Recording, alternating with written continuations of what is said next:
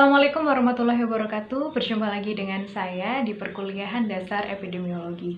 Senang sekali setelah libur lebaran, akhirnya saya bisa berjumpa lagi dengan Anda semuanya. Dan saya harap semuanya dalam keadaan sehat dan selalu semangat untuk menjalankan segala aktivitas, salah satunya mengikuti perkuliahan online. Pada kesempatan kali ini, saya akan membahas tentang suatu materi atau suatu topik yang sangat menarik karena relevan dengan apa yang terjadi saat ini, yaitu kejadian luar biasa atau outbreaks dan wabah. Jadi materi ini itu sangat penting untuk kalian apabila kalian nanti ditanya-tanya apa sih KLB, apa sih outbreaks, paling nggak kalian tuh tahu perbedaannya KLB dengan penyakit-penyakit biasa, perbedaan KLB dan wabah itu bagaimana, kalian harus bisa menjelaskannya. Jadi kalian harus memperhatikan materi ini dengan baik dan bila perlu kalian harus mencatat poin-poin penting karena seperti biasa setelah materi ini akan ada kuis yang harus kalian kerjakan dan untuk lebih mudahnya kalian harus mencatat gitu ya poin-poin pentingnya. Langsung saja untuk lebih jelasnya saya akan memberikan penjelasan di video. Pada kesempatan kali ini saya akan membahas tentang KLB atau kejadian luar biasa atau dalam bahasa Inggrisnya disebut dengan outbreaks dan wabah. Apa sih perbedaan KLB dan wabah? Kita akan bahas satu persatu, dimulai dengan KLB atau outbreaks. Menurut beberapa ahli, beberapa pendapat, outbreaks menurut Judgment tahun 98 adalah peningkatan kejadian penyakit melebihi ekspektasi normal secara mendadak pada suatu komunitas dibatasi tempat dan periode waktu tertentu. Menurut McMahon tahun 70, outbreaks merupakan kejadian yang melebihi keadaan biasa pada satu atau sekelompok masyarakat tertentu. Kemudian menurut Las tahun 83, outbreaks merupakan peningkatan frekuensi penderita penyakit pada populasi tertentu pada tempat dan musim atau tahun yang sama. Jadi kalau saya bisa simpulkan dari ketiga pendapat ini ada kesamaan bahwa outbreaks merupakan peningkatan kejadian baik kesakitan maupun kematian dalam waktu dan periode tertentu. Kemudian ini menurut peraturan Menteri Kesehatan nomor 949 tahun 2004, KLB merupakan meningkatnya kejadian kesakitan atau kematian yang bermakna secara epidemiologis pada suatu daerah dalam kurun waktu tertentu. Ini definisinya sama ya dengan yang pendapat tadi. Kemudian kriteria terjadinya KLB itu menurut Permenkes ini, yang pertama timbulnya suatu penyakit menular yang sebelumnya tidak ada atau tidak dikenal. Kemudian adanya peningkatan kejadian selama periode tertentu dalam kurun waktu 3 kurun waktu berturut-turut. Kemudian adanya peningkatan kejadian penyakit 2 kali lipat atau lebih dibandingkan dengan periode sebelumnya. Ini menurut Permenkes RI, kriteria dari KLB itu yaitu yang pertama adanya peningkatan kasus dalam 3 waktu berturut-turut, kemudian adanya peningkatan kasus menjadi 2 kali lipat dan adanya suatu penyakit menular. Kemudian menurut undang-undang ada perbedaan antara wabah dan KLB. Perbedaannya adalah pada, kalau saya lihat di sini ya, pada cakupan wilayahnya. Jadi kalau wabah itu peningkatan kejadian kesakitan kematian yang meluas secara cepat ya dan dapat menimbulkan malapetaka atau suatu bahaya atau dampak yang luar biasa. Sedangkan KLB ini sama ya definisinya. Kemudian pada suatu kelompok penduduk, kalau ini cakupannya lebih kecil ya dalam kurun waktu tertentu. Oke, kemudian ini perbedaan wabah dan KLB, lebih spesifik lagi ada beberapa parameternya. Yang pertama menurut cakupannya, kalau KLB itu lebih sempit, hanya wilayah tertentu, cakupannya bisa kabupaten atau kota, sedangkan wabah itu lebih luas, bisa di beberapa kabupaten atau kota atau tingkatnya bisa provinsi. Kemudian pihak yang menetapkan kalau KLB bisa bupati, wali kota, atau kepala dinas kesehatan, sedangkan wabah itu langsung dari pusat oleh Menteri Kesehatan. Kemudian jenis penyakitnya, KLB bisa penyakit menular, bisa penyakit tidak menular, bisa keracunan, bencana, dan kedaruratan. Sedangkan wabah itu biasanya udah pasti penyakit menular saja. Kemudian sektornya, kalau KLB itu sektor kesehatannya itu manusia, sedangkan wabah bisa manusia dan juga bisa hewan. Karena kalau hewan seperti sapi ataupun kerbau itu juga bisa tertular penyakit antraks ya. Tapi itu masuknya kategori wabah, bukan KLB. Kemudian menurut tujuannya, KLB itu secara umum tujuannya itu untuk mencegah meluasnya suatu kejadian penyakit atau kita melakukan upaya-upaya penanggulangan dan untuk mencegah terulangnya kejadian itu di masa yang akan datang. Itu tujuan umum. Sedangkan tujuan khususnya itu untuk mendiagnosis penyakit itu gitu ya, kemudian mengidentifikasi penyebabnya tuh apa, kemudian memastikan bahwa itu tuh beneran adanya wabah, kemudian mengidentifikasi sumber dan cara penularan. Sumbernya bisa dari hewan, bisa dari air, bisa dari udara gitu ya. Caranya bisa menular lewat sentuhan, bisa lewat makanan, bisa lewat minuman, bisa lewat udara, droplet gitu ya. Kemudian mengidentifikasi keadaan yang menyebabkan KLB, mengidentifikasi populasi yang rentan, bisa populasi yang rentan itu bisa orang yang udah mungkin lanjut usia, bisa yang masih kecil, bisa perempuan, bisa laki-laki gitu. Kemudian memperoleh gambaran KLB menurut variabel orang siapa saja, tempatnya itu di mana dan waktunya itu kapan. Kemudian merumuskan saran atau tindakan untuk menghentikan kejadian tersebut. Oke. Kemudian ada beberapa langkah-langkah penyelidikan dari mulai persiapan penelitian lapangan sampai mengidentifikasi sumber dan cara penyebaran. Kita akan bahas satu persatu dimulai dari persiapan penelitian lapangan. Yang pertama, kita harus mengkonfirmasi informasi yang didapatkan. Jadi ketika mendapatkan suatu informasi bahwa ini terjadinya suatu peningkatan kasus, kita harus melihat asal informasinya itu dari siapa gitu ya. Misalkan dari pihak tenaga kesehatan, berarti kita harus melihat datanya apakah benar terjadi peningkatan kasus selama periode tertentu, kasusnya menjadi berapa, kita harus konfirmasi terlebih dahulu. Kemudian kita harus melihat gambaran tentang penyakitnya, gejala-gejalanya tuh apa sih gitu. Kemudian membuat perencanaan kerja, kita harus menentukan tujuan dari penyelidikannya tuh apa. Yang pasti kita akan melakukan upaya-upaya penanggulangan dengan mengetahui sumber dan penyebabnya gitu ya. Kemudian mendefinisikan kasus, melakukan hipotesis awal mengenai kira-kira kita menduga-duga nih agen penyakitnya apa, penyebabnya apa, bagaimana cara dan sumber penularannya. Kemudian macam dan sumber data yang diperlukan, kita harus melis apa saja sih data-data yang diperlukan. Kemudian strategi penemuan kasusnya bagaimana, apakah dengan cara langsung kita menjemput bola, datang ke lapangan, melakukan upaya-upaya rapid test atau swab test, atau kita hanya menunggu di layanan kesehatan. Kemudian kita harus melihat juga nih kesiapan sarana, fasilitas kesehatan dan tenaga yang diperlukan. Kemudian yang terakhir, pertemuan dengan pejabat setempat. Jadi sebelum turun ke lapangan harus melakukan upaya-upaya diskusi dengan pemangku wilayah tertentu, misalkan kepada wali kotanya atau bupatinya harus memperoleh izin ya. Kemudian kita juga membicarakan rencana apa saja yang akan dilakukan. Kemudian kelengkapannya tuh apa saja, mungkin bisa dibantu oleh pemangku wilayah itu, kita butuh data-data apa saja gitu. Kemudian langkah berikutnya setelah melakukan upaya persiapan lapangan, kita harus memastikan diagnosis penyakit dan penetapan KLB. Jadi mencocokkan gejala atau tanda penyakit yang terjadi pada individu, kita harus cocokkan gejala-gejala pada setiap orang itu sama atau tidak. Kalau sama, gejalanya tuh sama semua, semuanya diare, semuanya panas, oh berarti mungkin emang menderita suatu penyakit yang sama, bisa jadi karena keracunan gitu ya. Kemudian menyusun distribusi frekuensi gejala klinisnya.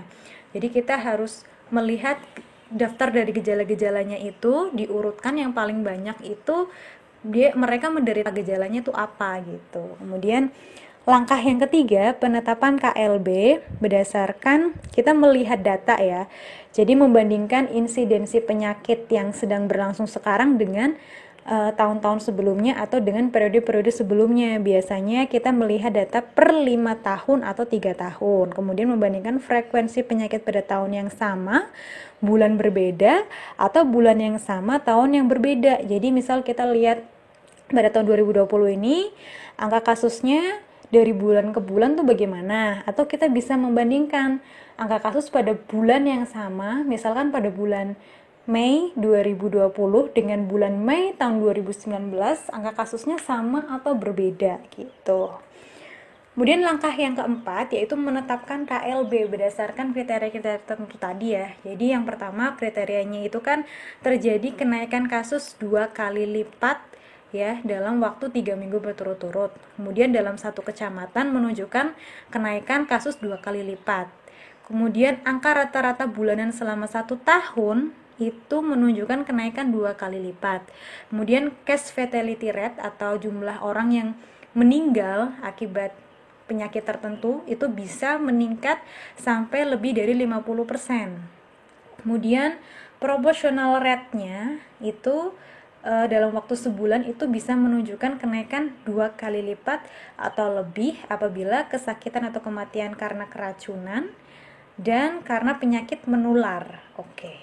Kemudian di sini ada 2 jenis dari kejadian luar biasa. Yang pertama yang tersembunyi itu apabila penyakitnya tuh masih langka atau jarang terjadi, itu yang sebenarnya tuh mungkin terjadi KLB tapi karena penyakitnya itu masih langka maka dia tidak terdeteksi gitu ya. Bisa jadi KLB palsu yang sebenarnya tuh itu kenaikan kasus biasa tapi karena respon orangnya berlebihan maka bisa dianggap itu KLB. Kemudian kita lanjut ke langkah yang kelima, yaitu mendeskripsikan KLB berdasarkan waktu, tempat, dan orang. Kalau waktu berarti kita harus melihat gambaran kasus berdasarkan kurva ya, kurva epidemik. Jadi kita bisa lihat dari waktu ke waktu kenaikan kasusnya ini langsung meninggi. Kemudian kalau berdasarkan tempat, kita bisa melihat perbedaan tempat A dan tempat B. Pada masyarakat A angka kasusnya berapa, pada masyarakat B itu kasusnya berapa. Kemudian pada masyarakat B itu apakah terpapar atau tidak terpapar gitu. Kita bisa melihat nih dengan membedakan kelompok orang berdasarkan tempat. Kemudian kita juga mendeskripsikan angka kejadian penyakit itu berdasarkan orang. Siapa saja sih yang terkena, umurnya berapa, jenis kelaminnya apa, statusnya apa gitu. Itu agar lebih mudah untuk merumuskan suatu hipotesis penularan dan penyebab penyakitnya apa. Kemudian langkah yang keenam yaitu melakukan upaya penanggulangan sementara. Ya, penanggulangan sementara ya bisa dilakukan dengan upaya-upaya pengobatan atau dengan cara gimana supaya memutus rantai penularan. Misal dalam kasus COVID ini ya berarti penanggulangan sementaranya adalah memutus rantai penularan dan melakukan upaya-upaya pengobatan bagi yang terinfeksi gitu ya. Nah, penanggulangan ini bisa dilakukan sambil upaya penyelidikan itu berlangsung. Jadi nggak harus penyelidikannya selesai baru dilakukan upaya penanggulangan, tapi sambil berjalan juga bisa, asal kita mengetahui etiologi penyakit dan sumber penularannya. Jadi penanggulangan itu bisa dilakukan bergantung pada sumber penularan dan etiologinya. Kalau sumber penularan dan etiologinya itu sama-sama diketahui, misalkan dalam kasus COVID, kita udah tahu nih etiologinya adalah virus COVID-19. Sumber penularannya kita juga sudah tahu ya, berdasarkan dari droplet orang ke orang gitu kan. Itu berarti kita bisa langsung melakukan upaya-upaya penanggulangan. Upaya penanggulangannya dengan cara berarti kita membatasi upaya-upaya social distancing, itu salah satu penanggulangan. Kemudian kita melakukan upaya hygiene sanitasi gitu ya. Kemudian ini beda kasus apabila kita tidak mengetahui sumber penularan tapi mengetahui penyebabnya itu apa. Ini misalkan kita tahu nih penyebabnya itu karena mikrobakterium tertentu, tapi kita nggak tahu gimana cara menularnya gitu ya. Maka yang dia lakukan adalah kita mengutamakan penyelidikannya lebih dahulu, sedangkan penanggulangannya nanti dilakukan pelan-pelan gitu. Karena kan masih belum pasti bagaimana sumber penularannya itu. Sedangkan kalau kita mengetahui sumber penularan tapi tidak tahu penyebabnya, yang dilakukan yang pertama adalah melakukan penyelidikan dan penanggulangan dilakukan berbarengan. Sedangkan kalau kita tidak tahu sumber penularan dan etiologinya apa atau penyebabnya apa, maka yang diutamakan melakukan penyelidikan dan penanggulangannya itu setelah penyelidikan gitu. gitu. Kemudian langkah yang ketujuh yaitu mengidentifikasikan sumber penularan dan keadaan penyebab KLB. Jadi kita harus bisa membuktikan adanya agen berdasarkan cek laboratorium gitu ya. Kemudian kita juga harus melihat angka-angka dari statistik gitu tuh bagaimana ya, misalkan angka kasusnya langsung tinggi gitu. Kemudian ditemukan agen yang sama sumber infeksi dan penderita. Kemudian terdapat perbedaan angka serangan yang bermakna antara orang-orang yang terpapar dan yang tidak terhadap sumber penularan.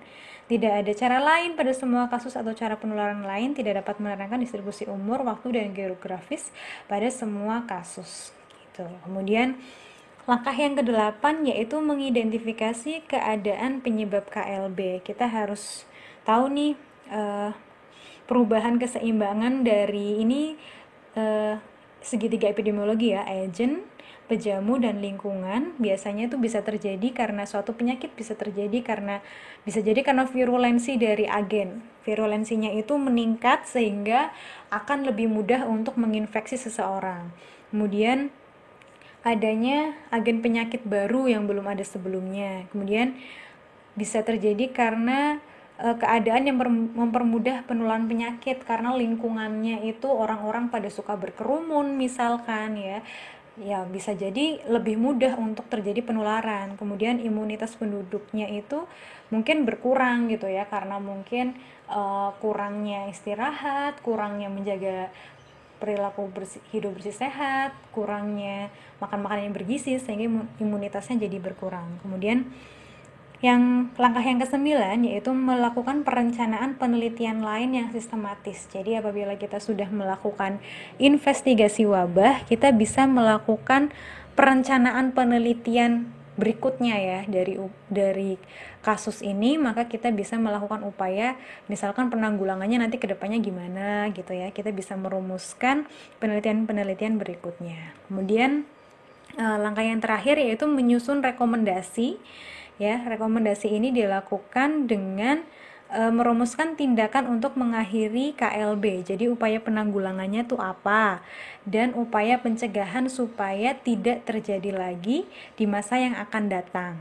Kemudian tindakan penanggulangan pastinya didasari apabila kita mengetahui etiologi atau penyebab penyakit, kemudian sumber dan cara penularan penyakitnya itu apa, maka kita baru bisa melakukan upaya-upaya penanggulangan gitu. Kemudian ini ada beberapa cara untuk menanggulangi wabah berdasarkan beberapa tindakan. Kalau tindakan untuk menghilangkan sumber penularan berarti pada kasus COVID contohnya ya, itu kita udah tahu nih sumber penularannya adalah dengan droplet ya, menempelnya droplet dari penderita ke orang yang sehat.